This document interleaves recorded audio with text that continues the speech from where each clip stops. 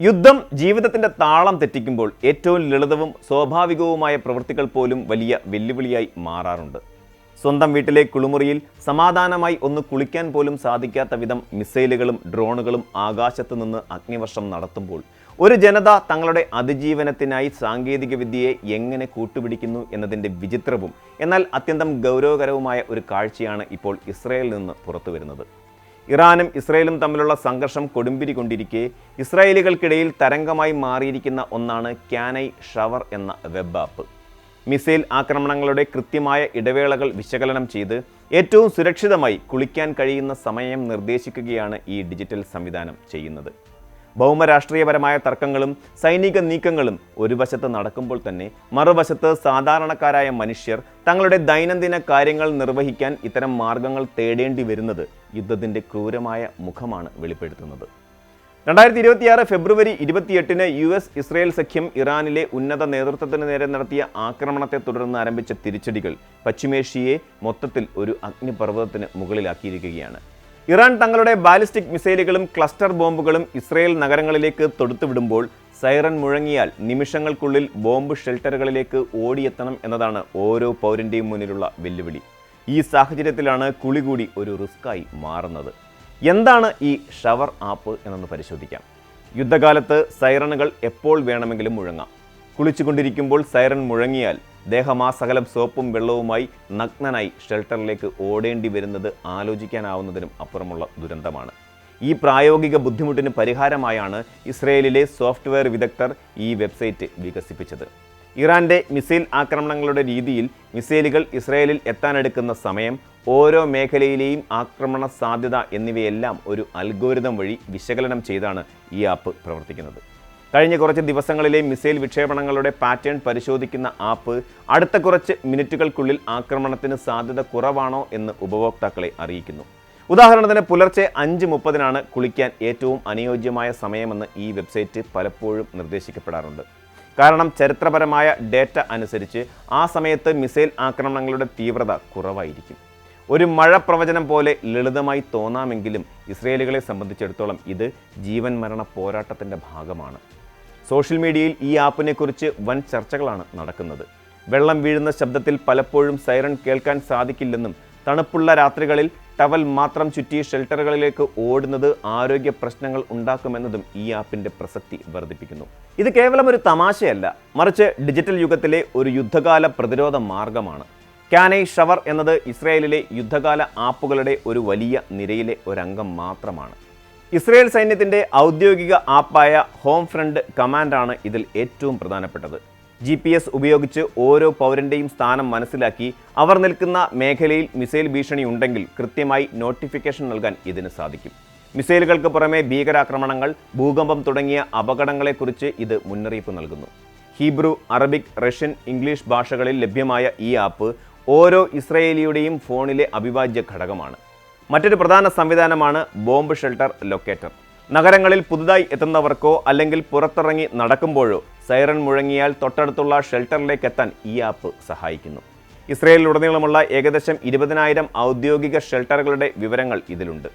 Internet ലഭ്യമല്ലാത്ത സാഹചര്യത്തിലും offline ആപ്പുകൾ വഴി അടുത്തുള്ള സുരക്ഷിത കേന്ദ്രങ്ങളിലേക്കുള്ള ദൂരവും നടന്നെത്താനെടുക്കുന്ന സമയവും ഇത് കണക്കാക്കുന്നു.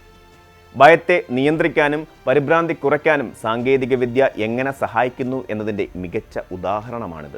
യുദ്ധം ഏറ്റവും കൂടുതൽ ബാധിക്കുന്നത് പ്രായമായവരെയും ശാരീരിക വെല്ലുവിളികൾ നേരിടുന്നവരെയുമാണ്.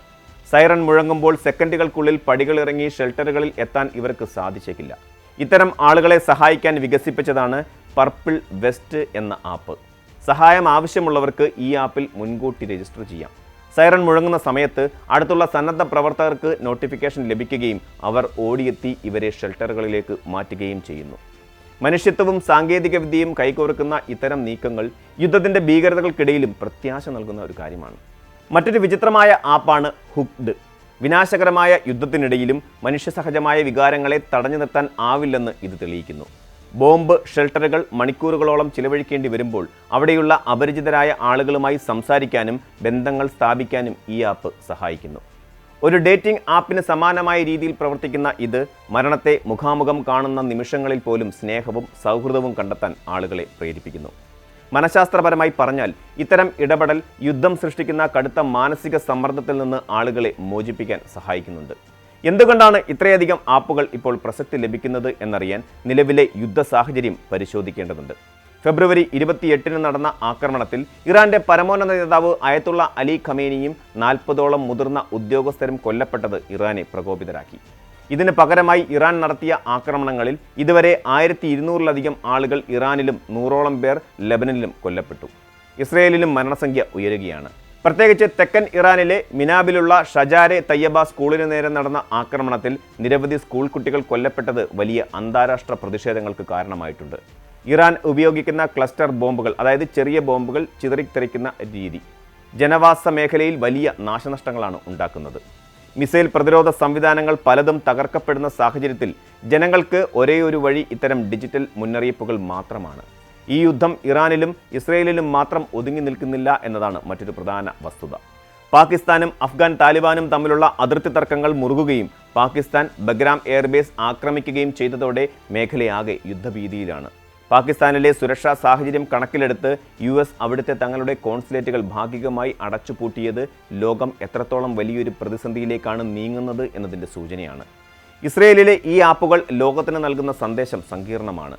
ഒരു വശത്ത് അത്യാധുനികമായ ആയുധങ്ങൾ ഉപയോഗിച്ച് മനുഷ്യരെ കൊല്ലാൻ ശ്രമിക്കുമ്പോൾ മറുവശത്ത് അതിജീവനത്തിനായി ആധുനികമായ ആപ്പുകൾ നിർമ്മിക്കപ്പെടുന്നു. എന്നാൽ സാങ്കേതിക വിദ്യയ്ക്ക് എല്ലാത്തിനും പരിഹാരം കാണാൻ സാധിക്കുമോ എന്ന ചോദ്യം അവശേഷിക്കുകയാണ്. ഒരാപ്പിനും മിസൈൽ വരുന്നത് തടയാനാവില്ല, അല്ലെങ്കിൽ വീണ ബോംബിൻ്റെ ആഘാതവും കുറയ്ക്കാനാവില്ല. അവ നൽകുന്നത് കേവലം മുന്നറിയിപ്പുകളും ആത്മവിശ്വാസവും മാത്രമാണ്.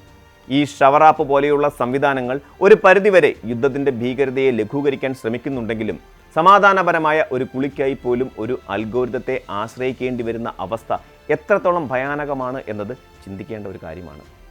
യുദ്ധം ആയുധശാലകളിൽ നിന്ന് കമ്പ്യൂട്ടർ കോഡുകളിലേക്കും വ്യക്തികളുടെ സ്വകാര്യ മുറികളിലേക്കും പടർന്നിരിക്കുന്നു. അതിജീവനത്തിനായുള്ള ഇത്തരം ആവേശകരമായ പരീക്ഷണങ്ങൾക്കിടയിലും പശ്ചിമേഷ്യയിൽ നിന്ന് ഉയരുന്ന വാർത്തകൾ ഭയാനകമാണ്.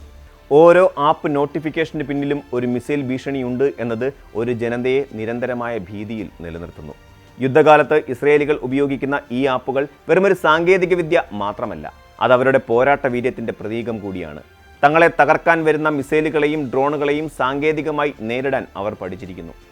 കുളിക്കാൻ സുരക്ഷിതമായ സമയം നോക്കുന്നതും ഷെൽട്ടറുകളിൽ കൂട്ടുകാരെ തിരയുന്നതുമെല്ലാം ജീവിതം അർദ്ധശൂന്യമല്ല എന്ന് ഉറപ്പിക്കാനുള്ള ശ്രമങ്ങളാണ്. എന്നാൽ ഇത്തരം ആപ്പുകളുടെ ആവശ്യമില്ലാത്ത ഒരു കാലത്തെക്കുറിച്ചാണ് ലോകമിപ്പോൾ ചിന്തിക്കേണ്ടത്. പശ്ചിമേഷ്യയിലെ യുദ്ധജ്വാലകൾ എന്നണയുമെന്നോ മിസൈൽ മഴ എന്ന് നിലയ്ക്കുമെന്നോ ആർക്കും അറിയില്ല. എങ്കിലും ഈ ഡിജിറ്റൽ പ്രതിരോധങ്ങൾ ഒരു കാര്യം ഉറപ്പിച്ചു പറയുന്നു: വിനാശകരമായ ആയുധങ്ങളെക്കാൾ കരുത്തുണ്ട് അതിജീവനത്തിനായുള്ള മനുഷ്യന്റെ ബുദ്ധിക്കും സ്നേഹത്തിനും. കൂടുതൽ വാർത്തകൾക്ക് News 18 കേരളം യൂട്യൂബ് ചാനൽ സബ്സ്ക്രൈബ് ചെയ്യുക.